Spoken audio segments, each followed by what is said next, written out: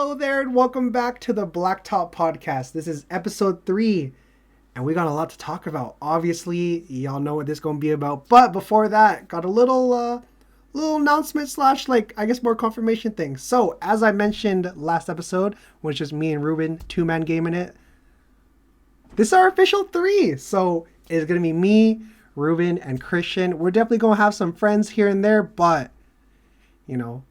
like the Milwaukee Big Three, the new Philly Big Three, I don't really know if you call the LA a Big Three, but this is going to be our Big Three. So, this is our first official episode with us as like the official trio. So, boys, what's up? Ruben, what's up, bro? Going on, man? What's happening? How you What's doing, good bro? to do? We're solid, man. We're solid. A I see, Thursday I see you night. got that new jersey. Come on, show that Oh shit. man, hey, for Freddie Vanderlei, NBA All Star is gonna be in Cleveland. You know what I mean? Much deserved. I'm very excited for my boy Freddie VanVleet to rep it with Team LeBron. They're about to smash Team Kevin Durant because he doesn't know how to draft 2 years in a row. So that's what it is. 100%. And last but not least, like I said before, I love this man like my brother, but he's really my cousin. Christian, what up, cuzzo? Pause. I'm just kidding, yo. Uh, I'm good. I don't really have much to say, to be honest. Pretty hyped to be back. Fun fact. Woke up late for this recording, but let's go. Yes, sir. That's all right, yo. We still here. Okay, so because there was a momentous few events that have taken place yet today while we're recording and the past few days, this is going to be a little different. So we're not going to do takes or the Blacktop Showdown, unfortunately, but that's okay. Y'all, it's Thursday, or it's Thursday as we're recording this, and you already know what happened that day. It's the trade deadline. So we're going to go through every of the major trade. The ones we aren't going to talk about are the Miami Heat and the OKC one, just because, KZ Okpala is cool and all, but he not no needle mover. And the other one is the Celtics and the Magic trade, where it was like Bol and PJ Dozier for a second round pick and cash considerations. Just because those are, they're trades and all, but, it's not like the juicy stuff we're here to talk about. So in doing so, we're going to go through all the major trades. So what we're going to do is we're going to grade them and just, give our general banter on it. So for example, number 1, let's get right into it. We have the Blazers and the Clippers trade. So the details here. On the Blazers end, they get all defensive NBA point guard Eric Bledsoe, Justice Winslow, Keon Johnson, and a 2025 second round pick via Detroit. On the Clippers end, they get former Raptors legend Norman Powell and Clamper Robert Covington. So basically what's going to happen, I'm going to start with the first one, but from here on we're just going to go through a little cycle. It's going to be me, Ruben, then Christian. What we're going to do, we're going to give our grades. So let's start right there. So for me, I give the Blazers a D for disgusting, And the Clippers, fat A, man.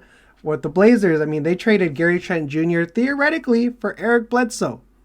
Eric Bledsoe's solid, don't get me wrong, but I think he's just very streaky as a player, and my biggest memory of him was when he dribbled the ball when he was the inbounder. But aside from that, the only reason it's not an F, I think, was because of Keon Johnson, He's a nice young player. He's I think he was like the 21st pick of this draft. But with him, he plays with a lot of speed. He has like a 45-inch vertical or something. Who else has a 45-inch vertical? I believe Zach LaVine does. But he's a guy that hasn't really gotten a lot of opportunity on a very deep LA Clippers roster. So hopefully with the way the Blazers season is going, hopefully the man gets some decent run. And again, the Clippers, I gave them an A.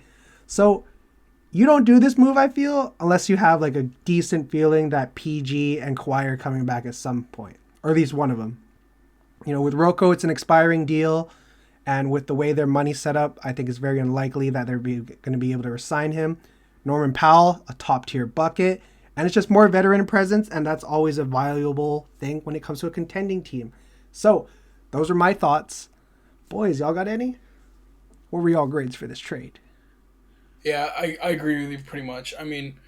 The Blazers gave up a lot of assets, like young assets, draft capital, to get Robert Covington, only to trade him for essentially Keon Johnson, and then like you said, Gary Trent for Norman Powell and turns into Eric Bledsoe, who was probably going to be a buyout candidate. So, the only value that they get back early is Keon Johnson. We'll see if he even pans out, which I think he'll have some nice playing time considering Nasir Little is out, and that team is basically in a tank mode where they're trying to retool in the summer for Dame Lillard. So we'll see. They opened up a lot of cap space.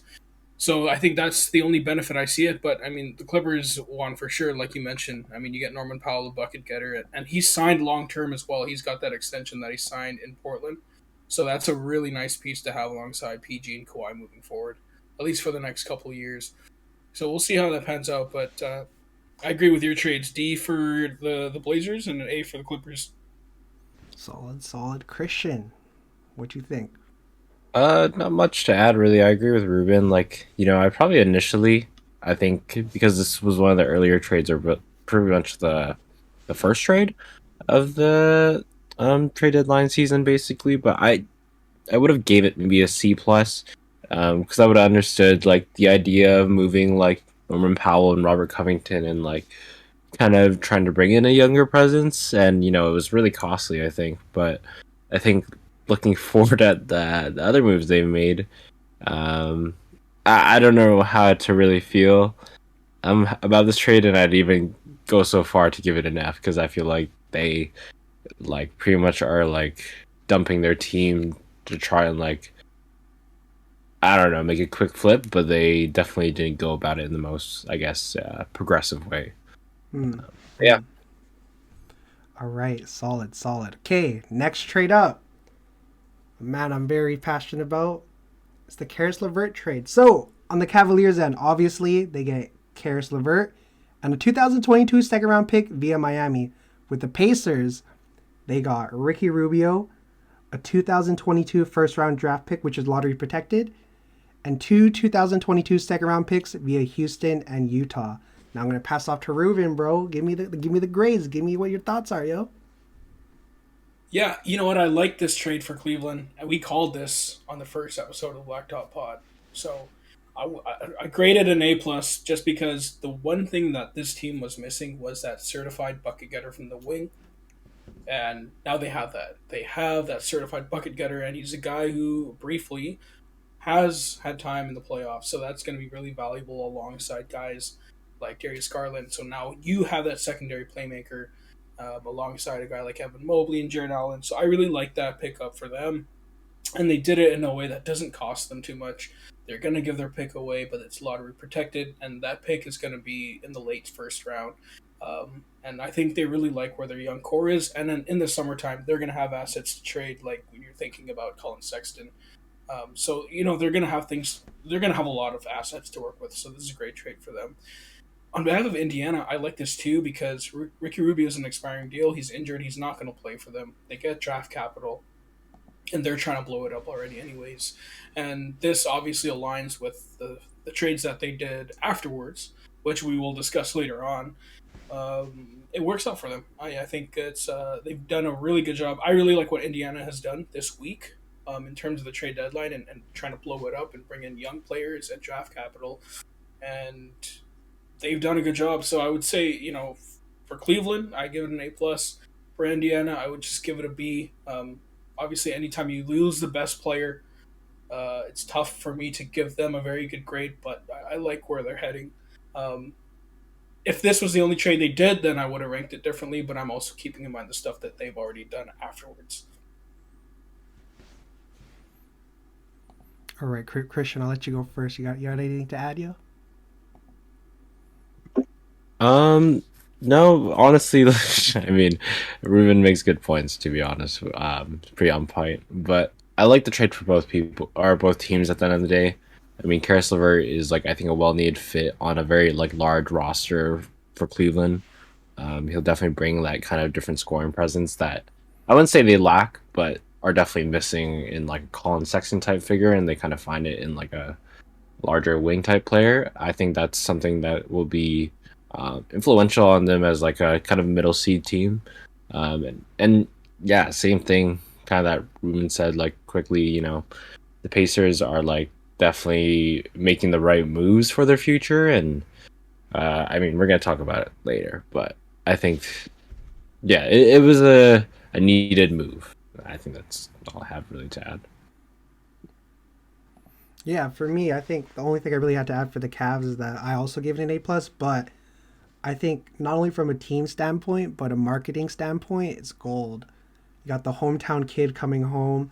I mean, when you add him to their starting five, I think that's an elite starting five. That's like that could easily like contend in my opinion. I mean, you have a 6'7" 2" and like 3 7-footers surrounded with a 6 foot guard. That's man, that's man. I'm just excited for playoff basketball, but shoot, yeah, it's gonna be. Can I'm just excited that Keras Levert is gonna play playoff basketball. That's all.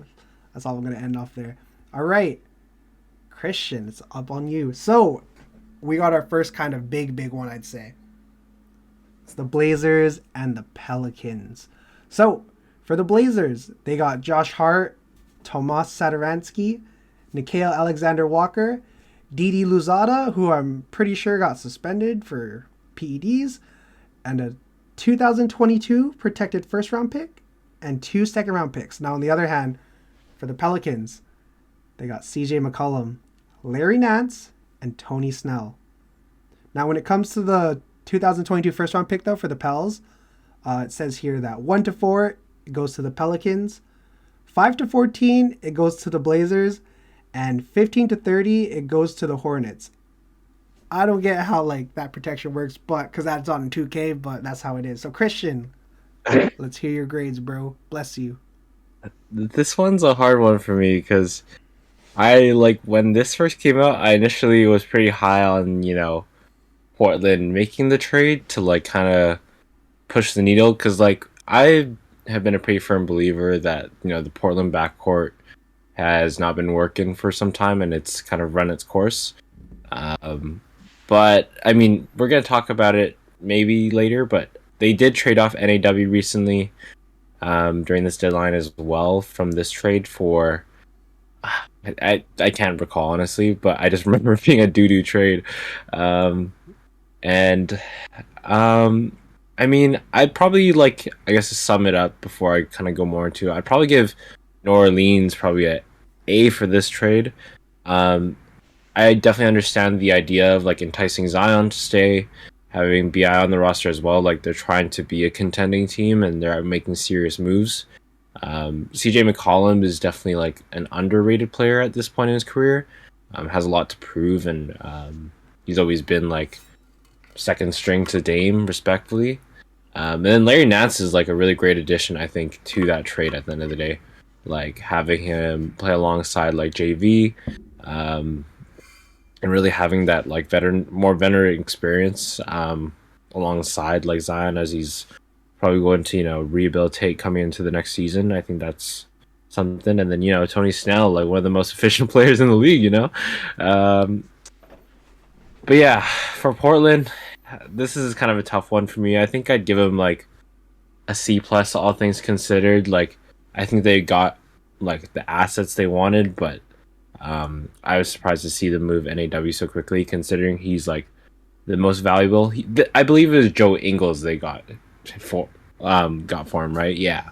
And Joe Ingles is out for the season with a ACL, and I mean I'm sure you guys may know better than me why that was a trade that was made. I just think NAW is like probably if this was 2K, he'd be like a 3-star value pick like player in this scenario, and I'm just confused as to why he went so quickly. But yeah, C plus, C.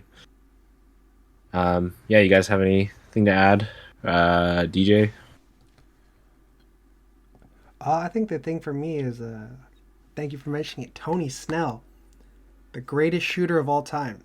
A 50-50-100 season. He has not missed a free throw when I looked this up since March 12th, 2019. So even pre-COVID. No, but I like the move for the Pels. I think the only thing, though, is that with CJ's massive contract, along with BI, who's already making a max, and Zion, who you're obviously going to extend to like a super max in a sense, I'm worried about JV because he's heading into a contract year, and the way he's playing, he's definitely going to command a high pay grade. Now, I think if you're the Pelicans, though, I feel like I'd definitely be willing to go into like deep into the pockets. But I just think that's a storyline to watch out for. And then with the Blazers, yeah, I mean it's a trade we're going to talk about right after, so I'll probably hold that since I think I'm leaning the head on that. But yeah, Ruben, bro, you got anything to add, my dude? Yeah, you know what? I like the trade for the Pelicans.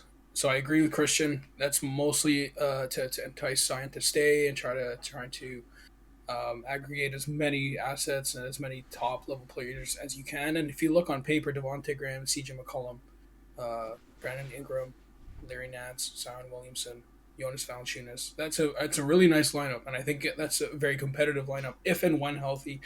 For the Blazers, the interesting part is the front office wants to change the way they play. And it's the reason they're getting all this draft capital. They're clearing up all this space because what they want to do in the summertime is use all those assets to trade them out, and to be able to have enough cap space to sign somebody in free agency. Is Portland a free agent destination? No. But, I mean, to have that cap space is very valuable, so they can take significant amount of money back if they decide to trade for another top-level player. I don't know how many of those will be available in trade in the offseason, but we shall see. But I really like the addition of Josh Hart because if they're trying to go and retool and change the way they play, the style of play that they want to do, hence the reason why they were involved in so many conversations around Jeremy Grant is they want to go long, they want to go big, they want to go defensive, and they want to surround Dame with these kind of players so that they can mask him on defense and then also have the shooting ability and that length around Dame. And obviously we've seen that it hasn't worked with CJ as his backcourt partner. So I like this trade. Obviously for the Pelicans, Larry Nance is going to be out for at least 6 weeks because he's getting toe surgery. But they get CJ, you get the best player, you're going to get the better grade. For the Blazers, for me, it's the picks and Josh Hart. And I think Josh Hart is a really nice fit for Dame. He's obviously not going to be a main piece, but I really like his fit beside Dame if they're going to continue to retool towards that defensive, versatile lineup. Sick. So, as Christian kind of hinted to, let's talk about this three-teamer here. So, the Jazz got Nickeil Alexander-Walker and Juancho Hernan-Gomez. The Blazers got Joe Ingles, Elijah Hughes, and a second-round pick. And the Spurs, man, they lucked out. They got Tomas Satoransky and a second-round pick via the Jazz. And the Blazers' second-round pick was also via the Jazz. So, for the Jazz, I'm going to give them an A here. I mean, I think they addressed the one, like, personnel problem they have is the size. I think they addressed that with Rudy and the fact that when the teams play 5 out, he's not as effective. That's why you get a guy like, Rudy Gay who can guard multiple positions. And with Nickeil, he's 6'6", so he's a big guard. So I think when you have those lineups where you have like a bigger guard, like on the opposing team, and you can pair either Donovan Mitchell in a lineup or Mike Conley in a lineup with another guard like Nickeil Alexander-Walker, I think that's a really solid. And Juancho, I don't think he's going to get any playing time, but he's 6'9", so, that's some good size there. But I'm not saying definitely that Nickeil will replace Mike Conley, but, Mike Conley's going to retire sooner rather than later. You know what I'm saying? Now, I'm going to leave the Blazers for last. So for the Spurs, I gave him a D. I mean, Sato's a cool backup. He's another big guard, but doesn't really do anything for your team, especially considering that, they traded away Derek White, which we'll talk about later. But yeah, I mean, Sato's cool. He ended Canada's potential for going to the Olympics, but, it's not anything to write home about. Now with the Blazers, I think this was a terrible move. So bad that it's even worse than an F.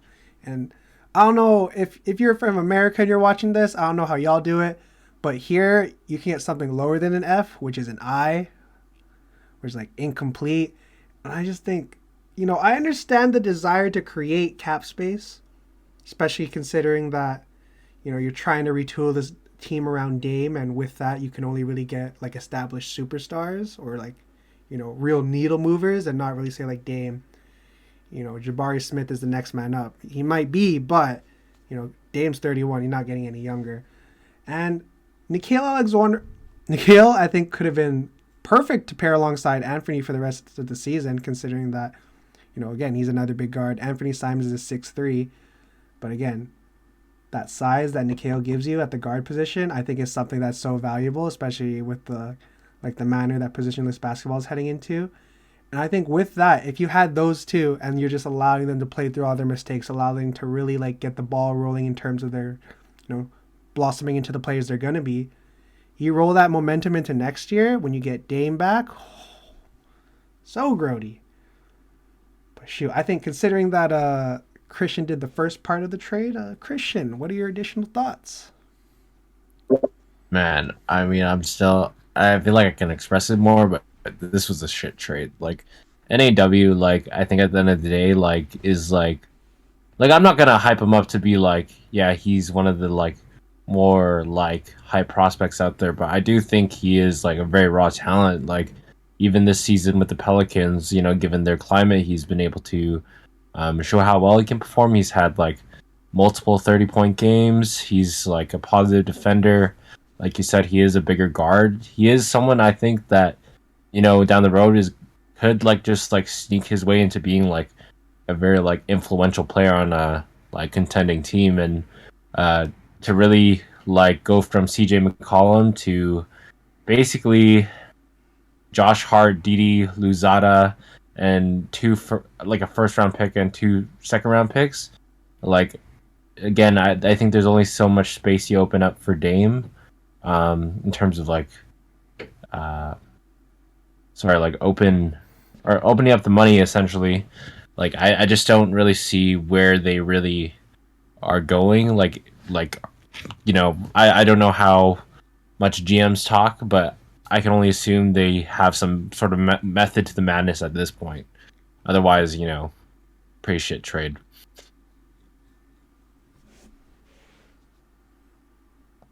Rube, bro, what do you think? Yeah, I agree. I mean, I feel like you could have gotten more from Nikhil. I mean, he hasn't been playing well this year, but so that's why I feel like he was at such cheap value. But I mean, he's such a young player with a lot of potential. So I think his value could have brought back a lot more. I mean, for the Blazers and the Spurs, Tomas Satoransky is an expiring deal. Joe Ingles is out for the season, but he's also an expiring deal. So this was just about accumulating more assets and more cap space. So I don't really rank this trade other than the Blazers, being a complete failure. Because, I mean, again, like you guys all reiterated, Nikhil Alexander-Walker, if it took Joe Ingles in a second round pick, I think a ton of other teams could have offered so much more for his play, or for his potential. That's pretty much it on my end. Okay. All right, Reuben, bro. I hope you're ready. This is probably the second biggest. Actually, not probably. This is the second biggest one. It's the Pacers and the Kings deal. So, you all probably know, but just to reiterate, for the Pacers, they are getting Tyrese Halliburton, Buddy Hield, Tristan Thompson, Jeremy Lamb, and Justin Holiday. Whereas the Kings take back a package of Domantas Sabonis. And was there anybody else? I believe it was just. I think it's. Jeremy Lamb. No, I totally Jeremy flipped Lamb that. My Justin bad. Holiday. Yeah, sorry, Jeremy Lamb and Justin Holiday went to the Kings. But yeah, Reuben, bro. Let's hear your grades, buddy. Yeah, for the Pacers, I give them an A. I mean, you don't get the best player, but the reason why I like this deal in particular is because Tyrese Halliburton is going to be an all-star caliber player, and him being the cornerstone player that you bring in, you pair him with a Chris Duarte in the backcourt. I love this pick. I love Tyrese Halliburton. For the Kings, for the Pacers, I do give them, so like I said, an A. Buddy Hield, I don't think he's going to stick around long term past this season, which I think ends up being a great trade piece for them to acquire more draft capital, more young players, because Hield is going to be, at this time and dates, he's 28 years old if I'm not mistaken, and he's going to be a really good piece for a contender. And we'll see what happens off season. Tristan Thompson is obviously going to be on the buyout market if I'm not mistaken. So I really like what they've done, and as I was saying before, this is a really good trade that spearheads their rebuild. Obviously, when we were talking about what they give away for Keras Levert For the Kings, at first I was gonna say a C, only because of the fact that Tyrese Halliburton was completely committed to Sacramento, being a player there long term. He already showed signs that he is going to be an all star player. Out of the two guards at this moment, I would have committed fully into Tyrese Halliburton and made that trade of Fox for Sabonis, but obviously that doesn't completely make sense for Indiana since they already have Brogdon. Um, so if you were going to trade for another guard, it has to be a young guy with a lot of potential, a high ceiling. Sabonis, I think, really accelerates their ability to be competitive. And we saw in the first game how good Sabonis was for them. I mean, he just changed the way their offense looked. Granted, they were playing against the Timberwolves, a team that's also competing for a play-in spot. But just seeing him on the floor with De'Aaron Fox, that chemistry together, their DHOs, like everything they were doing together, chemistry, their half-court offense looked really solid for them. So I'm going to upgrade this trade to a C+, because I do like Sabonis. He is an all-star player. It's just tough when you give away a guy with upside who, for the first time, Sacramento got a draft pick right.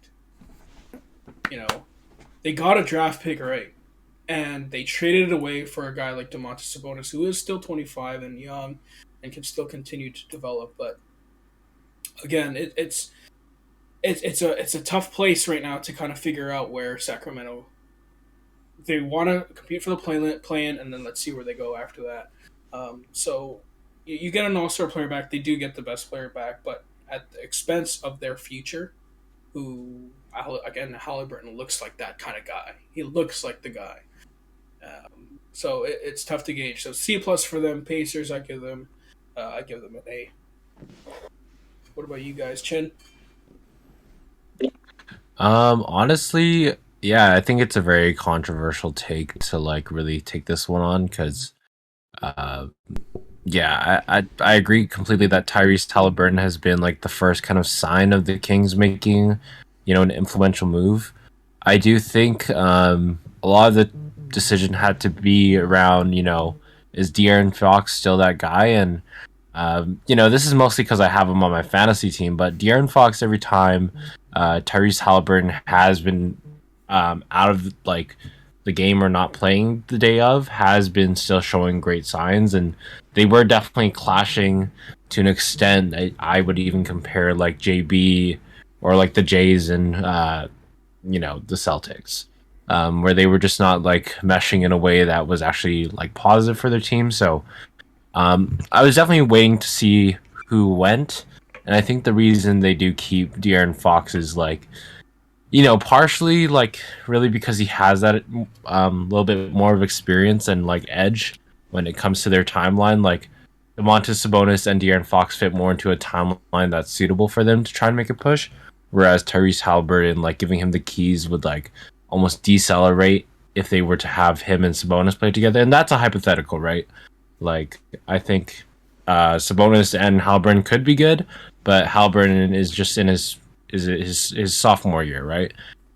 So he's still a player that does need to grow, and I think when I look at this, they're getting Justin Holiday and Jeremy Lamb, like two players who have been in the league for a good amount of time. Like I think they're adding like real bench depth as compared to Buddy Hield and Tristan Thompson. I mean, Buddy Hield's been playing great, but he was kind of a bad or a negative locker room guy for that team.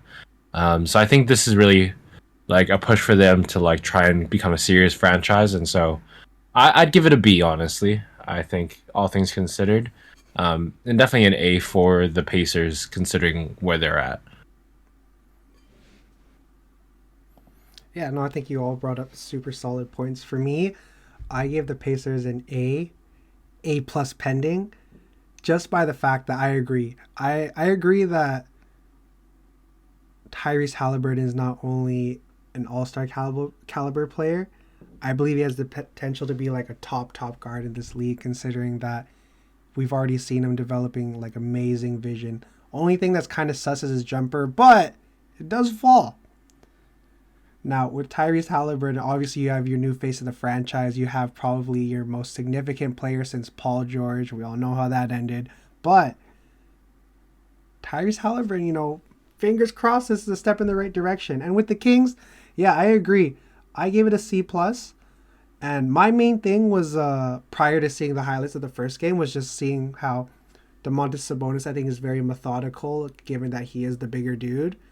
But with De'Aaron Fox, he's arguably, actually not even arguably, in my opinion, he's undeniably probably the fastest player we've seen play since like a prime John Wall. When you have like, it's kind of like the tortoise and the hare. You have two complete opposites, but you know, as Ruben was saying earlier before we like recorded, in the half court, pretty solid. And I think when it comes to, you know, running the break, I think I would love to see them run a bunch of like De'Aaron Fox just fucking bolts down.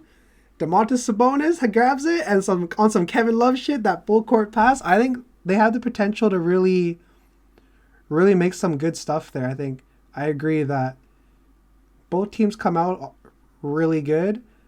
Immediately, though, I would have to give this to the Kings, but future-wise, I do think the Pacers are evidently going to win it. But yeah, shoot, yeah, that's Tyrese Halliburton's that dude, yo. All right, the way I got to set up Ruben, bro, you running it back. We got the Raptors trade. So, the Raptors got one of the greatest big men to ever play, Mr. Thagic Johnson. Drew Eubanks, who they waived, and a 2022 second-round pick via San Antonio. The Spurs got the Dragon, Goran Dragic, and a 2022 first-round pick via Toronto. Ruben, floor is yours, bro. This is your team. Yeah. When it was first reported, it was basically Goran Dragic and Thaddeus Young, and I said, dope. And then we realized after the money doesn't make sense and has to match. So we get your Eubanks. The only issue is we gave away a first-round pick, lottery protected. And so after looking at all the discourse, I am actually quite okay with this trade. I would rank it a C+, considering there were two major needs that we needed here. Was a big man and a depth guard to come in and provide some valuable minutes and contribute off the bench and be a three-level scorer. We didn't get any of those. So I think for the deadline, specifically for looking at what the needs were for the Raptors, they didn't address those things.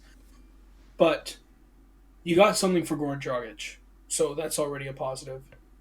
Your first-round pick turns into a second-round pick, which is going to be a high second-round pick considering it's Detroit's. So you went from maybe in the 20s in the first round to in the high 30s. So, I mean, and the Toronto Raptors are very confident in their ability to scout and draft. So wherever they fall, they've typically drafted very well. And I don't remember the last time they nipped the bud on a draft other than Bruno Caboclo. What year was that? I can't remember. When he was the 20th pick. So more often than not, you're especially with this draft. I mean, it's pretty top heavy, and then the rest of it is a pretty hit and miss. So you're willing to take that back. You get a guy like Thaddeus Young, who's a really good veteran, locker room presence. He's well liked around the league. He's a professional scorer. He's a guy that can play make, and again, it fits the mold of what Toronto's trying to do. And he's that 6'9" guy who can play make, who can score at all three levels. And once again, provide a veteran presence at 33 years old. And this is a guy that Toronto's been trying to target for so long. So when you turn a guy like Goran Dragic, who doesn't play, doesn't provide any on-court or off-court value, for a guy who does both, it's a positive. The only reason why I give it a C+ is we just didn't address the needs. We didn't address the things that we really needed for this team to continue to push. But again, it seems like for Toronto, their unwillingness to trade anyone in their top 7 rotation, which is obviously their starting 5. They're Fred VanVleet, Gary Trent, OG, Pascal, Scotty Barnes, Chris Boucher, Precious Achua. Chris Boucher played himself into a situation where his value is very high and very valuable to the team. So, I mean, long-winded answer for me to say, yeah, I think the Raptors definitely got a good return, but it's just very tough right now looking at them competing with the rest of the conference this year. They'll probably make the top 6, but they'll make the playoff and probably get knocked out in the first round, considering all the other moves that were made, which we'll discuss later. You guys let me know your thoughts on this trade. Yeah, I mean, I'd give the Raptors a B, but I agree. They definitely could have addressed more needs. I will say, though, I think something that I really hope happens is that Thagic really takes Scotty under his wing, considering their similar size.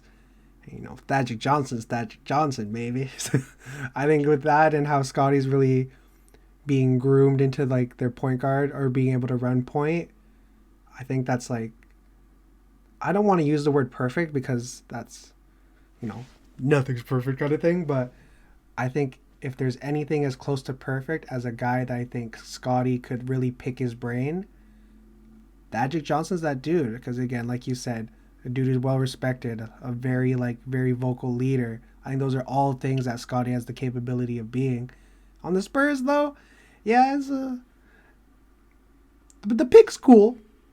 But I think again, with just the fact that Goran's going to like the buyout market, it's all depends on where that pick lands, I feel. But yeah. Christian, what up, bro?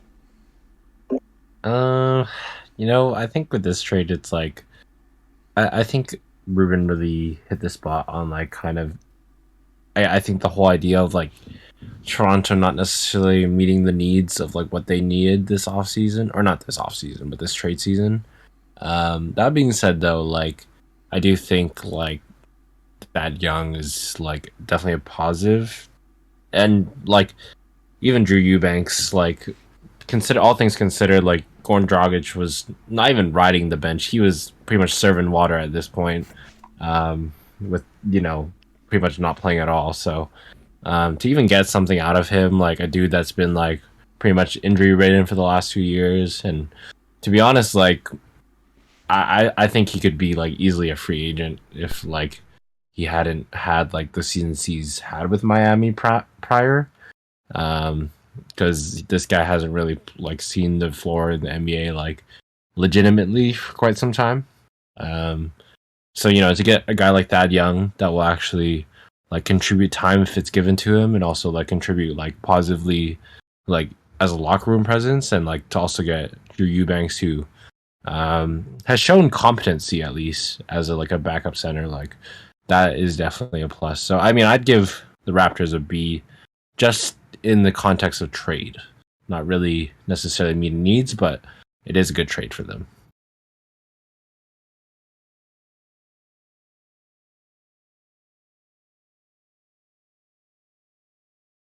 Yo, DJ, I can't hear you.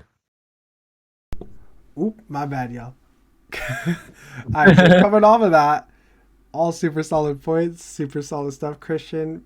Building off of that, though, we got the first Celtics trade. This ain't the big one, but the Rockets received Dennis Schroeder, Inez Freedom, and Bruno Fernando. But I do believe Inez Freedom was released today, if I'm not mistaken. But in return, the Germans coming back, man. Daniel Tice to the Celtics. Christian, how you feel about it?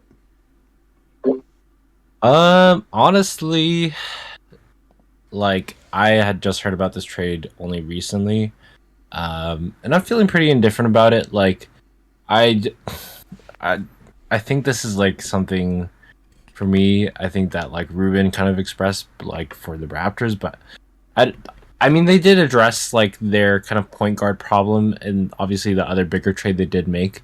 I think having Daniel Tice back on the team is really dope, just because he was like, I think like a spark plug even, you could say, for the Celtics. I think at his highest point, and I think given that Al Horford has been like, doing Al Horford things for the Celtics, I think it is kind of warranted that they do need like another legitimate big in there, and not really like, because I mean Enes Kanter at this point in his career wasn't really going to be 100% reliable, and I don't feel like they had to really give up too much for it. So I think this wasn't a huge needle mover for me. Like I would, I think in my dream world I see Jaylen Brown get traded,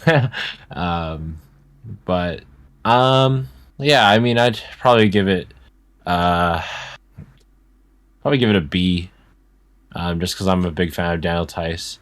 Honestly, like I'm trying to think sorry, remind me who they gave up again. I couldn't pull it up here. They gave up Dennis Schroeder, Inez Freedom and Bruno Fernando. Right, right. And yeah, I mean, I don't know much about finance in the NBA, but I know Dennis Schroeder, there was something about luxury taxes, which is the reason why they were trying to get rid of him.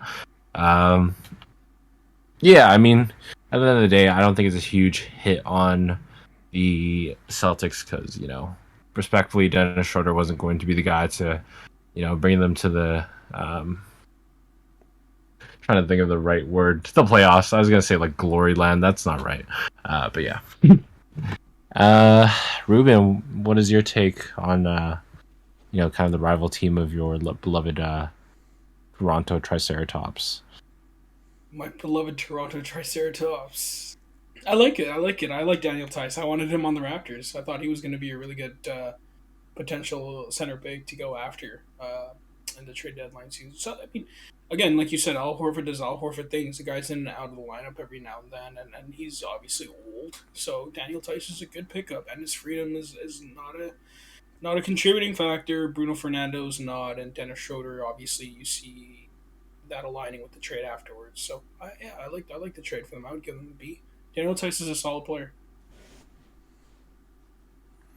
Yeah, my sentiment is exactly. I mean, Daniel Tice is already somewhat familiar with the system. Granted, they have a new coach, but he's used to that personnel. And with that, I think it's great considering that he can stretch the floor. So I think even though Robert Williams is still obviously your number one center, I think when you have those instances where you need to like stretch the floor as much as you can, you just slide Daniel Tice right in. And I agree. I think he was going to be one of the, or well, obviously he was. I thought he was going to be one of like the sleeper names, and there's a part of me that's very happy they went back to the Celtics. But all right, so it's back to me. I'm going to talk about the Hornets and the Wizards trade. So the Hornets got their supposed answer to center. They got Montrezl Harrell.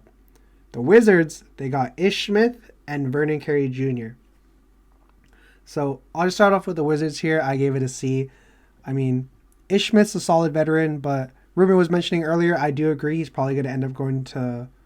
I don't even know if a team would actually pick him up in the buyout market, but I do not think he will be a Wizard for the rest of the season. Vernon Carey, he was an early second-round pick. He comes out of... I think he's out of Duke, I think. So obviously that's a well-respected program, but we've seen that, not everyone pans out from there. He's a dude who hasn't really gotten any run, and I think considering... that Montrezl Harrell is gone, we might see that, considering also that there's no Bradley Beal for the rest of the year, so it's very much just, you're seeing who's like there for the long haul kind of thing. With the Hornets, though, I gave it a B. As I said earlier, they technically addressed the center problem, but I would have loved to see them grab a more natural center, because I think Montrezl Harrell is a power forward playing center, in my opinion. But I think the big thing here is I think this hopefully opens up a few minutes for James Bouknight. Dude, they drafted 10th, been playing in the G League most of the year and only really playing in blowout situations. Considering that there's no Ish Smith wasn't getting crazy minutes, but I think with his departure, given their guard rotation is already pretty solid, I'd love to see James Bouknight get some licks in there, man. He's a dude who's a bucket, I think could really help. And considering that the Hornets are making a playoff push, I think you need all the talent and all the help you can get from your young guys. But yeah, that's my thoughts. Boys, y'all got any? I think I pretty much agree with all of it. I mean, the only thing I want to add about Montrez is he's not a very good defensive player. So I think it's a negative for them on the defensive end. Offensively, they just get a little bit more talent off the bench, which I think they were lacking. They were lacking that depth. And I think this is a nice piece for them as they continue to try to push in the offseason or, towards the postseason. Yeah, I think it's an interesting move. Like, it'll be interesting to see how he fits into the system. Like, Montrez at his best was obviously during the Clippers, and that was when he was coming off the bench, mind you. And I think that's probably where he'll hopefully, like, if they're... I mean, not to say I would make the executive call, but hopefully he does kind of slide back into that, like, kind of six-man bench role that he was kind of famously known for. And I think, like, someone like LaMelo Ball has obviously shown to make kind of like wings and centers better around him or make him look better. I think Miles Bridges is definitely like a clear example. Not to say Miles Bridges' talent is all owed to LaMelo, but you can tell like that LaMelo's impact is definitely positive on him. And I think given Montrez's kind of style of play, I think there's a good chance that he could kind of elevate with someone like LaMelo around him. And I think it kind of came at a small cost at the end of the day. So I think it's like probably a B for me. Solid. I like that we're all kind of on the same page. There hasn't been that much like debate because that's what the Blacktop Showdown's for. Self plug. Anyways, Reuven, you got the cycle going, bro. You got another big one here. It's the Wizards and the Mavs. So the Wizards traded away the Porzingis, the Unicorn, the Latvian hero. I think he's Latvian, I'm pretty sure. But Kristaps Porzingis and a future second round pick for Spencer Dinwiddie and Davis Bertans. Reuven, all you, bro. Yeah, I don't know how to feel about this trade, to be honest with you. I think the Wizards, I both give them C pluses because I just don't know if this elevates either team. Uh, the Wizards, I think they try to make that play for a big name, but Tim Legler from ESPN said it, and I'm going to quote him. They call Kristaps Porzingis the unicorn because he's such a rare talent, but they also call him the unicorn because you rarely ever see him. The dude barely plays. He's always injury ridden. So for the Wizards, they went on this fire sale, traded away all these different guys. Dinwiddie was someone that was rumored to have pretty bad locker room connections with the team. Like he just wasn't gelling with them. And to bring in a Kristaps Porzingis into the Wizards is an automatic.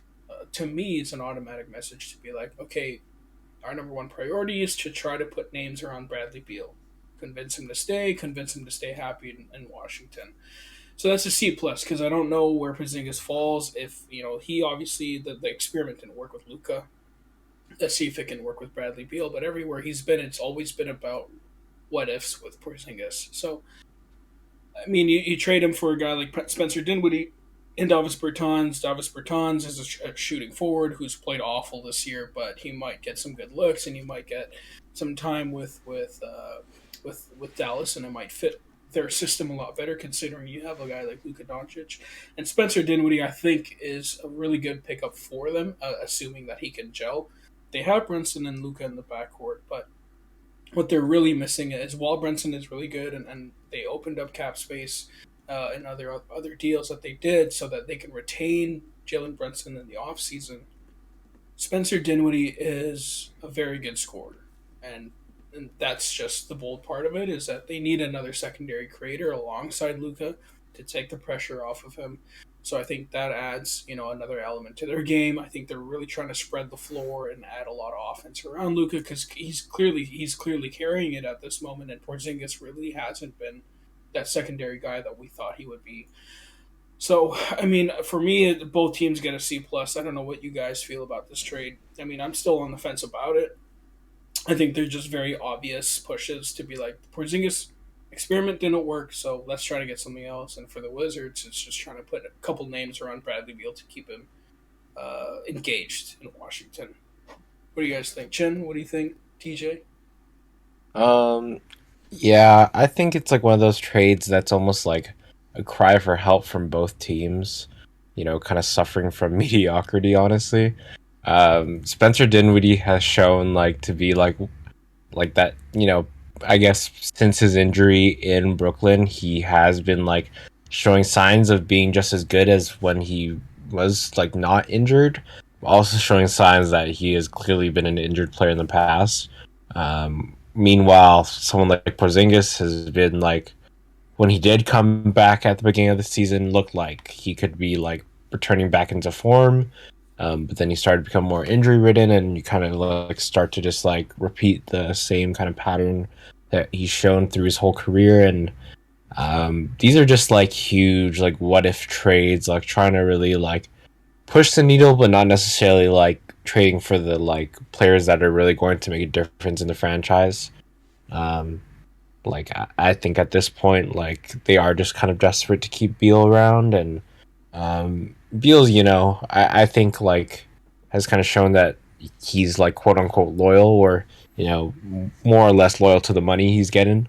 Um, but yeah, I understand like why they did like kind of make this move, given that they had a huge like kind of depth in like the bigs department with like Daniel Gafford. Rui came back recently, um, and Davis Bertans has been playing like shit. So I think it's good to kind of get a more distinguished starting five on that team, especially with how Kuz is playing. Like I think it's a better trade, I think, in my opinion, for the Wizards, just because they at least are trying to like build a more competent starting five. Spencer Dinwiddie and Davis Bertans, I don't think are going to really elevate much for the Mavs. They're gonna be pretty much stay being a mid-tier Western Conference team, in my opinion. Yeah, no, completely agree. For the Wizards though, I gave it. I'm the ultimate optimist when it comes to basketball. I gave it a B plus, low key, but I think when you consider if that team's healthy on paper, they look very good. Because I mean, Daniel Gafford, I think, is really starting to come into his own. Kuzma's having one of if not the best career or seasons of his career. And you added like a 7-footer to that, solid. I mean, Bradley Beal, if he does come back and sign the Supermax, I think with this season, aside from getting buckets, I think he's really improved as a facilitator. So if you come back to that with all those pieces, all those guys that you can pass off the ball to, super nice. And I do think I'm a firm believer that I think when it comes to having, first of all, an iconic or a big two or a dynamic duo, I believe it's better to have two separate positions, whether it's like a guard and a wing, guard and a center. Like, for example, with the Celtics thing, I think it can be successful, but I think it's just harder considering they play the same position.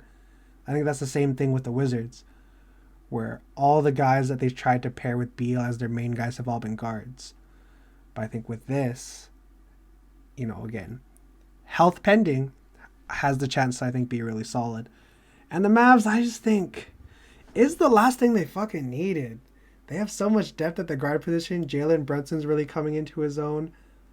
I will say, though, I think Bertans might be cool. If he can find his shooting touch, I think considering the intention that Luka commands on the offensive end, he'll get a lot of open looks. And you pair that with the fact that if Tim Hardaway Jr. comes back, because I think he broke his foot, if he's back during the season and they're all clicking at the right time, I think that team could be very hard to defend in terms of you don't really have the luxury of double teaming Luka every possession.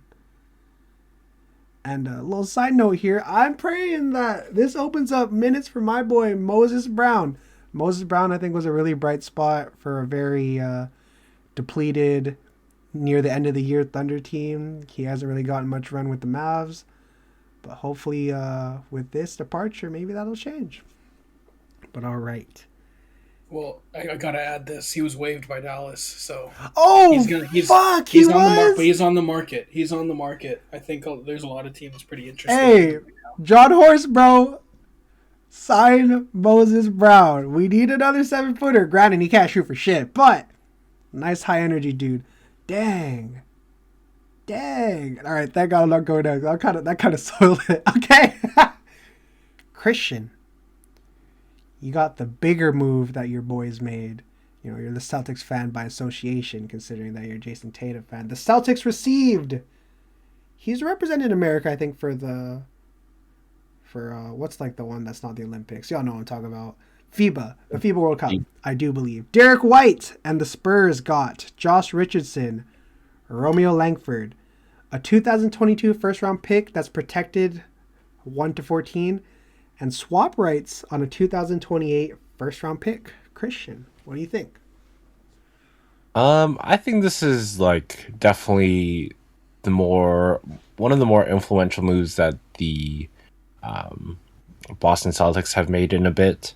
I definitely think it was needed, given that Marcus Smart has been getting a lot of run at the one, or like really just more of like a I guess prominent role as a guard, and like he definitely can play that role. But I think given that there's no one really to fill in that position after, Derek White is someone that I think can help them to like kind of solidify better rotation, at least within the guard system that they do have right now. I think he is also quite a selfless player, given that he's pretty much spent his career developing around Pop. Like just kind of looked at his stats before this, but he is averaging almost 6 assists playing beside DeJounte Murray. So I think that is quite something to say, considering DeJounte Murray is almost a walking double-double with assists. So I think it's going to be good to see how like that kind of facilitating factor that he's kind of learned through the Spurs is kind of, I guess, placed in the Boston Celtics system, just because that is definitely needed for someone for people like Jason Tatum and Jaylen Brown to actually thrive. They've both shown that they can be good players when they are off the ball, better than they are on the ball. And I really don't think they gave up much for it. Josh Richardson has kind of not been the same player that he was once in Miami, respectfully. Romeo Langford was kind of, like just one of the, I guess, non-influential young players they had. So I don't think they lost a lot in him. And, I'm not even going to get into the stuff with the picks. If it is 1 to 14 protected, I don't even know if like the Celtics will land in that spot. It's kind of hard to say given the rest of the season, but it's a good move, I think, considering that they really need to figure out what they're going to do with the Jays. So I'll probably give it a B for them. And for the Spurs, just so I can give them a grade 2, honestly, I'd probably give them a C. I honestly don't know what the Spurs are doing with their franchise right now. All the trades that they've kind of made are just helping out other teams. So yeah. Ruben, what do you think, DJ? I love the trade, man. I love Derek White. I think he's a perfect guy. You just said. I have nothing else to add other than this is a obvious win for the Celtics.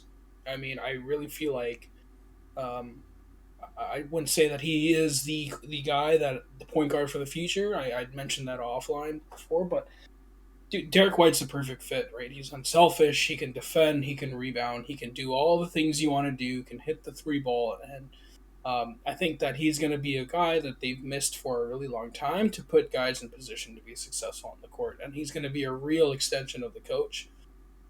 So I really like how he's going to fit in there, and I think in terms of size too, right? He adds a lot of versatility where he can play 1 to 3, he can defend 1 to 3. I like this pickup. I think the Celtics got a lot better. They're playing really well right now. You add him to the mix. Between the Jays, I think they're making a pretty significant push for the playoffs, and they're right behind Toronto as well. So for me, nothing else to add other than I think this is in my opinion, this is an A+ trade for the Celtics. I think they just got so much better with Derek White, and you lose Josh Richardson and Dennis Schroeder for Daniel Tice and Derek White. Yeah, they shore up their rotation. For me, great trade. Awesome trade. DJ, what do you think? Sure, yeah. My sentiments exactly. I think, man, the fact that they didn't give up that much, too, considering, and they got back a player like Derek White, speaks volume to, man, Brad Stevens. Man's out here hitting licks like he's Danny Ainge. Spurs, though, yeah, I think every move they've done has benefited everyone else and them very minimally. Because, I mean, when you look at Josh Richardson and Romeo Langford, all pretty solid, but they play the same position that they already have so much depth at. I mean, off the top, Lonnie Walker IV, Josh Primo, Devin Vassell. I even somewhat throw Keldon Johnson into there because, he's 6'5", he plays the 4. I don't really see him as a 4, though. But, yeah, I mean, with that 2028 pick, though, you never know what's going to happen. So those are the kind of picks that, turn into Jason Tatum's, because we all know that was the Brooklyn pick. But yeah, I mean, completely agree with all you guys have been saying. All right, so for me, I get to talk about my team now. The 4-teamer, the Bucks. Actually, I'll leave them last because last is Worst for last, right? yes. So in that case, first the worst. The Pistons receive Marvin Bagley. The Clippers receive Ronnie Hood and Semi Ojeleye. The Kings, this one hurts to say, they receive Dante DiVincenzo, but they get Trey Lyles and Josh Jackson as well. And the Bucks, your future 2022 NBA champions, get Chef Mafuzi, Serge Ibaka, and 2 future second round picks, which I think is solid considering that this upcoming second round pick we have is forfeited because of the tampering stuff. But yeah, so I'll just go in order here.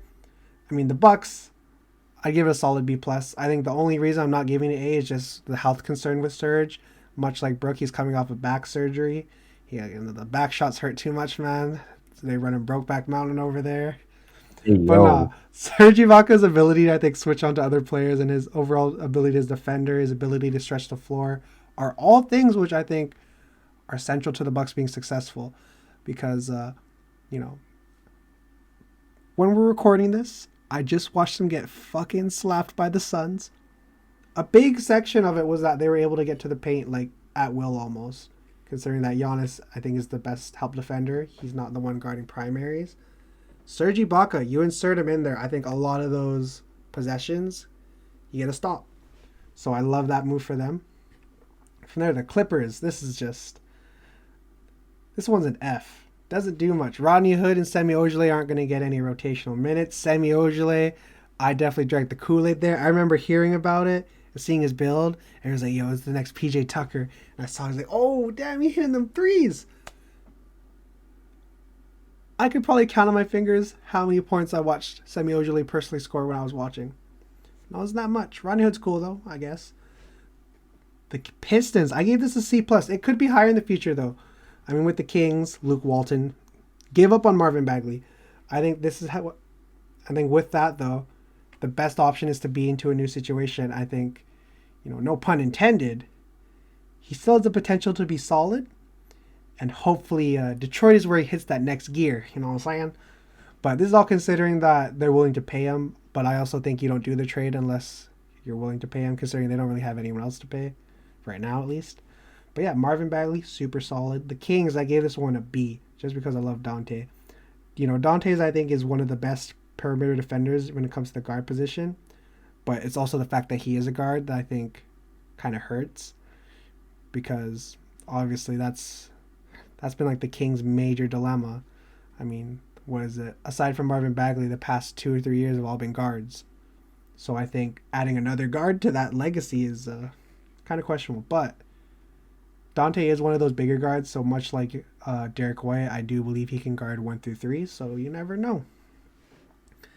And yeah, solid dude. I do hope he's not there next season, though, because, again, I want to see him in a nice, flourishing, potentially starting role. That's not going to happen in Sacramento. And Trey Lyles, our Canadian brethren, is super solid. He's another Canadian getting buckets. I think when you put him onto that team, he has potential to really be good. And I think he's very solid value-wise because he's only getting paid $2 million, and he has a team option for that next year, so the Kings would be stupid not to. But yeah, super solid 4-teamer in my opinion. Ruben, Christian, what y'all thinking? I like this deal. I like it for the Bucks. If Ibaka, relearns how to play basketball. But they got some draft capital. But I like Ibaka. I mean, he's gonna help a playoff team. It's tough with all the injuries. I think to the 2 years that he signed with Clippers just didn't work out, and I think a change of scenery is gonna help him. The Clippers, I mean, you get 2 expiring deals. It is what it is. Kings, I like the Dante trade for sure. You get another backcourt guy, and who knows? I mean, it very well could have been, they get Dante because they might not believe in Davion Mitchell. So I know we had this conversation before. And Dante's a proven guy, right? And he's still young and he's still developing. So I like that the Kings are able to bring in guys who can contribute now, but also align with the rest of their future now that they're building around Sabonis and Fox. And Bagley gets a nice Nice change of scenery. I think he can flourish if he gets minutes. It all depends on his opportunity in Detroit. I don't know. What do you feel? What do you feel, Chen? Yeah, I think this is a interesting four teamer. Like, it's kind of, I think, more of a strategist kind of like look at a kind of trade this season for sure. Just because in hindsight, it doesn't seem like a lot to the casual NBA fan. But I mean, Serge Ibaka is only like 3 years out since the Raptors won the championship of being like a very like well experienced center that has what it takes to still really be like an influential part on a championship contending team. I do agree like that presence is needed on the Bucks, and I'm sure DJ knows that as well. Um, I want to say like for the Kings, it's a good move too. Dante is a good player, I think, to honestly replace Buddy Hield with. Trey Lyles will probably see a lot of minutes given the kind of weird like big rotation they have. I'm honestly, most hype, and this is maybe a hot take, but I'm hyped on Marvin Bagley going to the Detroit Pistons. I think it's about time he gets, a new scenery. His dad's been really, begging to get him out of there, and I think I think one thing I've kind of been thinking about, if there's one position in the NBA where players kind of flourish late due to circumstances, it's always bigs, and I think that kind of showed for me the first time when I would start to watch a lot of Christian Wood. He had been tossed around the league and not really getting like what he needed, the right scenario, but to kind of finally fit into a scenario where he can actually like get some PT. I think Marvin Bagley could turn into like not turn exactly into the player. Obviously, he was the first round pick, wasn't he? Or sorry, the first pick. He was second. So Trae Young second. and Luka both went before Right. or after. Yeah. Yeah. No, yeah. So I mean, I don't know if he's gonna flourish into, the second round pick potential, but I do think I'm excited to see what happens with him. That's pretty much it though.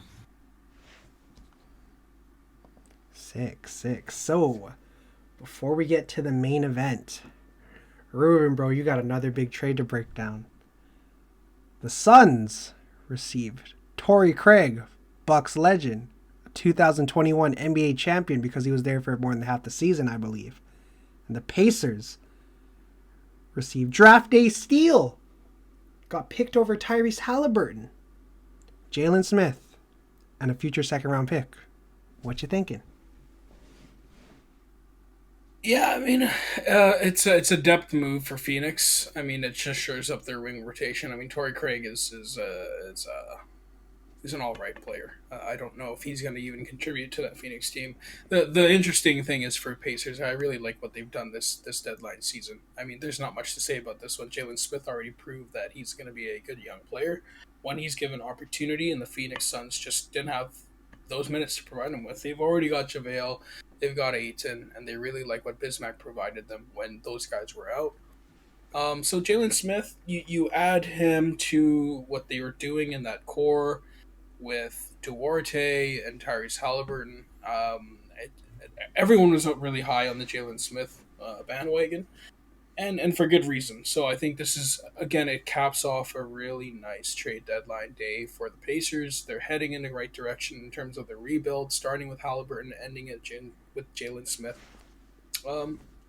Yeah, not much to say about this one. I think they just capped off a good trade deadline day with a really good move, really good young piece.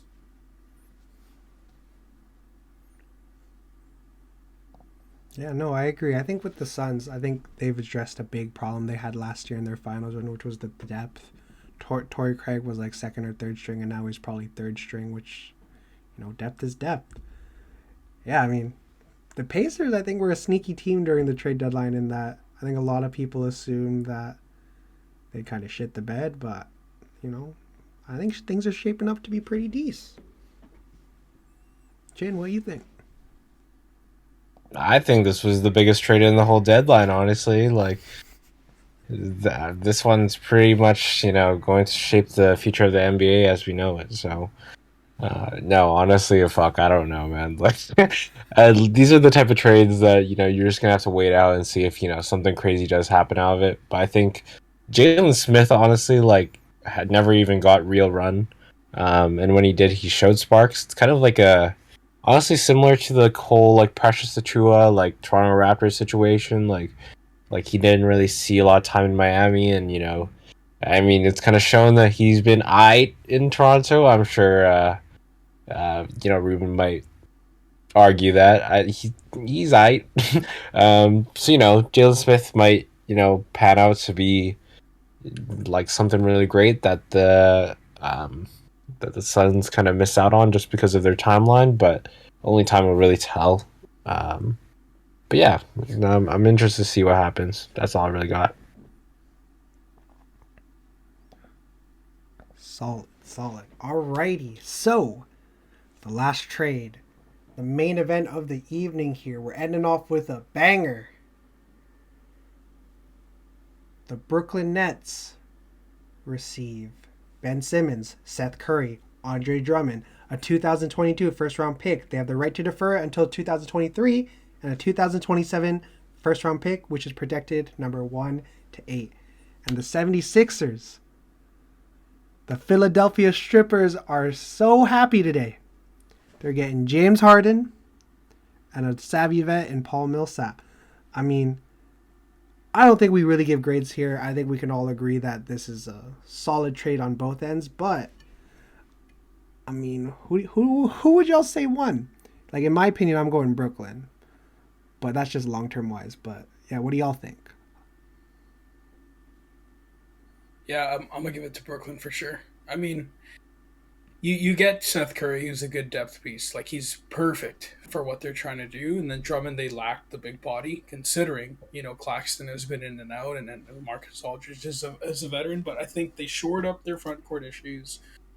You get Seth Curry, you get those 2 first-round picks, and then you have Ben Simmons, who's freaking 24 years old, bro. He's 24 years old. I mean, Kyrie chose to walk away. They have an all-star player, a cornerstone franchise player that they can build around moving forward, and then they have draft capital. They won for sure, but in the short term, I actually think the 76ers overall might be the better talented team. You look at them on paper currently, Tyrese Maxey, you have James Harden, Matisse Thybulle, Tobias Harris, and Joel Embiid, obviously, who I think is the front runner for the MVP this year.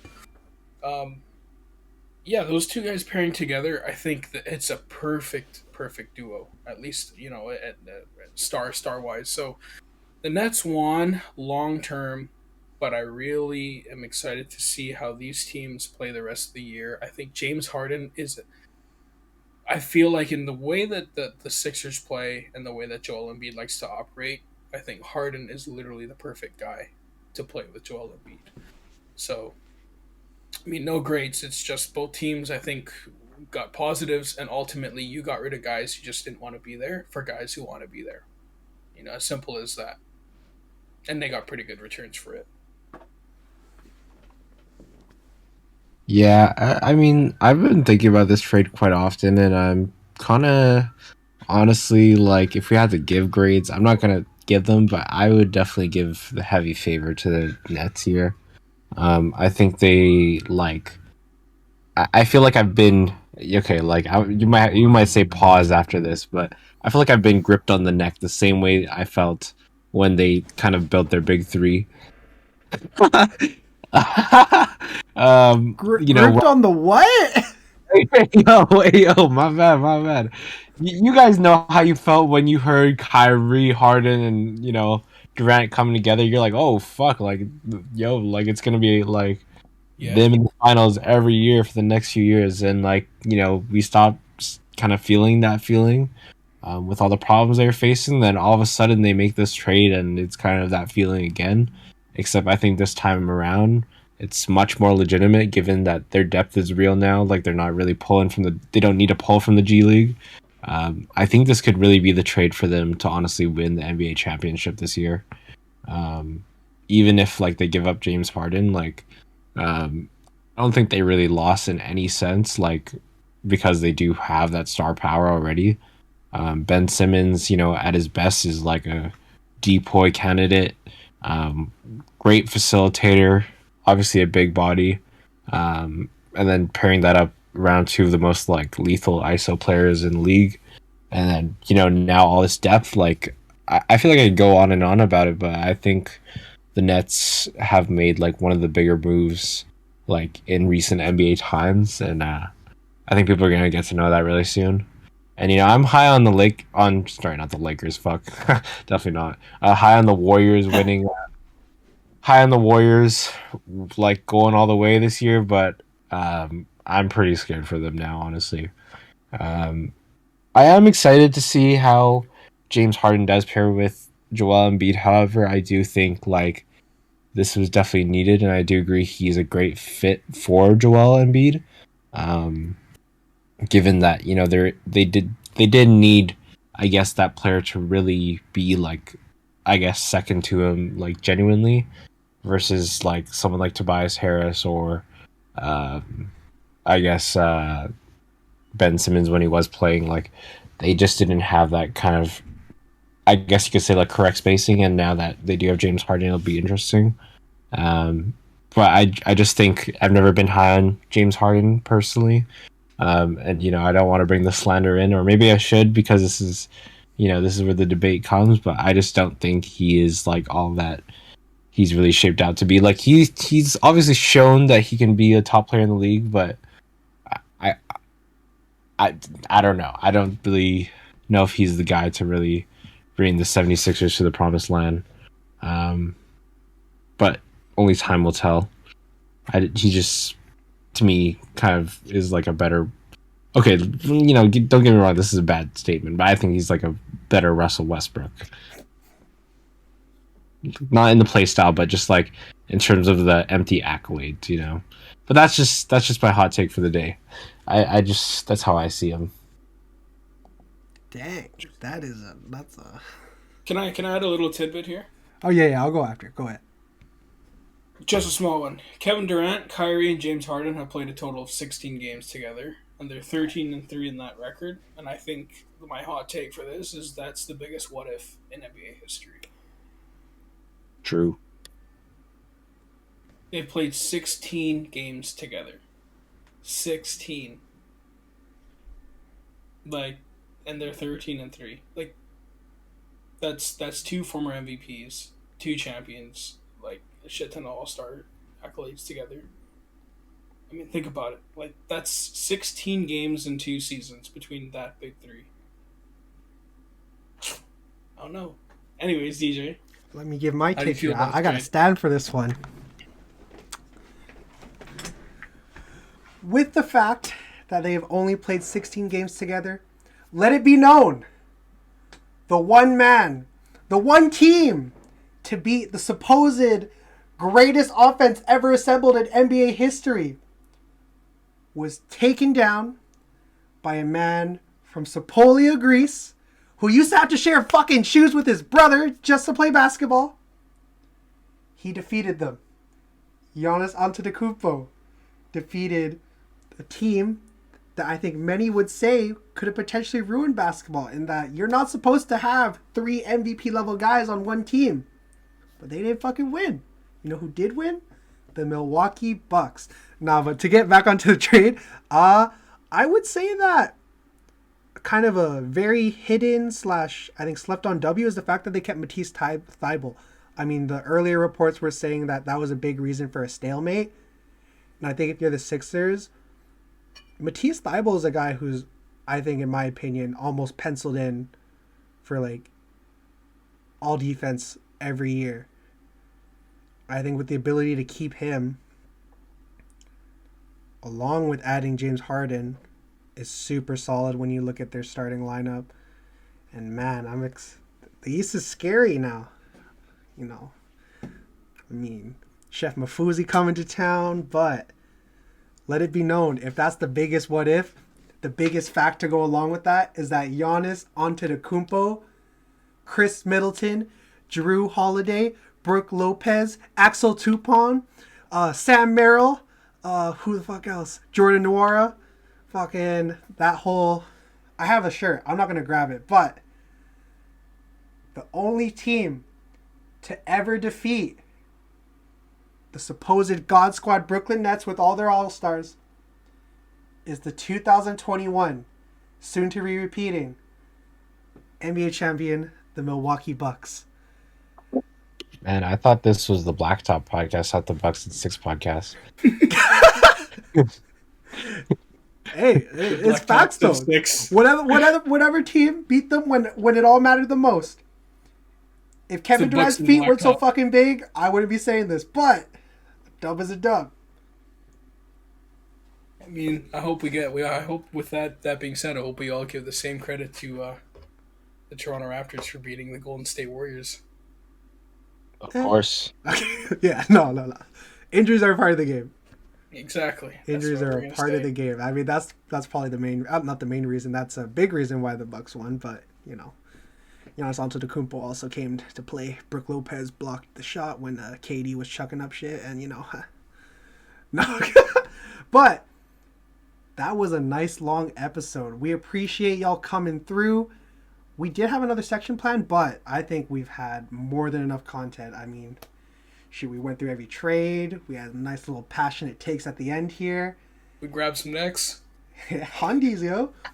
But shoot, thank you for tuning in to another episode from the official first time our big three is established. We appreciate y'all. I mean, I love all y'all. Thank you to our current, future, and current. I wasn't gonna say past because that means you're not fucking with them. But our current and future supporters, we appreciate you. I'm gonna let my boys, say their little piece, and we go end it right there. Ruben, bro, go ahead. What up, y'all? Thanks for tuning in. Thanks for joining in and enjoying these conversations. Make sure you let us know if you guys have any topics. If you guys have anything you want to touch base on, if you got questions for us, let us know. We'll try to address them in the next podcast. All right, and Christian, end us off, homie. I don't really got much, to be honest. Appreciate whoever is listening to this, though. Just gotta say, keep spreading positivity. Yes, Live, laugh, love. And just remember that James Harden is overrated. All right. Good night. All right, with that, stay safe, stay blessed. We've been the Blacktop Podcast. Have a good one.